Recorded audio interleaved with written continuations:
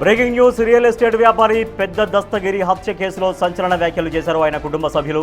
తన అన్నను ఎవరో పెద్ద వ్యక్తే ప్లాన్ ప్రకారం హత్య చేయించారని ఆరోపించారు మృతుడి సోదరుడు చిన్న దస్తగిరి. కేవలం జాతరలో గొడవ జరిగితే ఇన్ని కత్తిపోట్లు పొడిచే అవకాశం లేదన్నారు. తాము ఎవరికి బినామీలం కాదని తెలియజేశారు. నిత్యానందరెడ్డికి తమకు మధ్య విభేదాలు లేవని, టీడీపీ వైసీపీ వారితో తమకు రియల్ ఎస్టేట్ సంబంధాలు ఉన్నాయని వివరించారు. గతంలో తమ ఇంటి వద్దకు కత్తులతో కొందరు వచ్చారని తెలిపారు. మృతుడు పెద్ద దస్తగిరి భార్య రమణమ్మ తన ప్రాణాలు తీస్తారని తెలిస్తే జాగ్రత్తగా ఉండేవారమని ఆమె ఆవేదన వ్యక్తం చేశారు. నిత్యానందరెడ్డితో తమకు ఎలాంటి విభేదాలు లేవని, రాజకీయాలకు అతీతంగా అందరితో సన్నిహితంగా ఉండేవారమని చెప్పారు. తమ ఇంట్లో 100 కోట్ల డాక్యుమెంట్లు ఉన్నాయి అనేది అవాస్తవమన్నారు. పోలీసులు తమ వద్ద ఉన్న విలువైన పత్రాలను తీసుకెళ్లారని తెలిపారు. తమకు న్యాయం చేయాలని, పోలీసులు తీసుకెళ్లిన డాక్యుమెంట్లను తిరిగి ఇచ్చేయాలని వారు విజ్ఞప్తి చేశారు.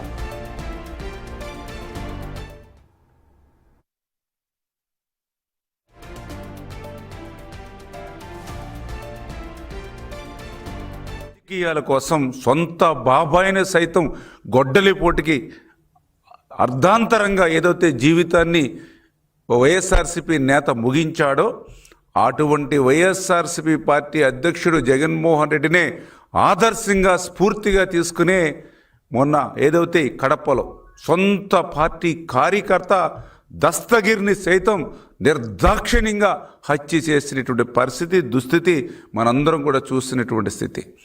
అంటే ఈ రకంగా ఆంధ్రప్రదేశ్ రాష్ట్రంలో హత్య రాజకీయాలకు పేటెంట్ హక్కు అనేది వైసీపీ పార్టీ ఈరోజు గొడ్డల పార్టీగా పిలువబడేటువంటి పార్టీదిగా ఈరోజు ప్రజలందరూ కూడా పరిగణిస్తున్నటువంటి పరిస్థితి. మరి హత్య చేసిన తర్వాత ఆ హత్యలో పాల్గొనేటువంటి వాళ్ళు మళ్ళీ డైరెక్ట్గా ఆ యొక్క నిత్యానందరెడ్డిని జగన్మోహన్ రెడ్డి అత్యంత సన్నిహితుడిని కలిశారని అంటే ఈ రకంగా హత్య రాజకీయాలకు వైఎస్ఆర్సీపీ పార్టీ ఏ రకంగా పేటెంట్ హక్కు తీసుకుంటుంది ఈ రాష్ట్రంలో మనందరికీ అర్థమవుతున్నటువంటి పరిస్థితి.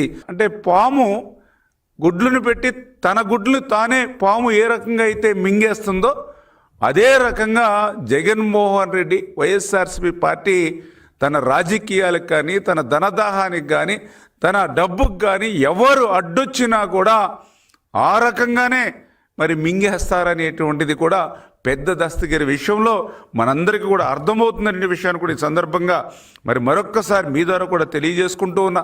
దీనికి తల్లి అయినా మినహాయింపు లేదు, చెల్లి అయినా మినహాయింపు లేదు, సొంత చిన్నాన్న చెల్లి అయినా మినహాయింపు లేదు, ఆఖరికి తండ్రి బాబాయ్ అందరూ కూడా మినహాయింపు లేనిటువంటి పరిస్థితి జగన్మోహన్ రెడ్డి వైఖరిలో మనందరం కూడా చూసినటువంటి పరిస్థితి.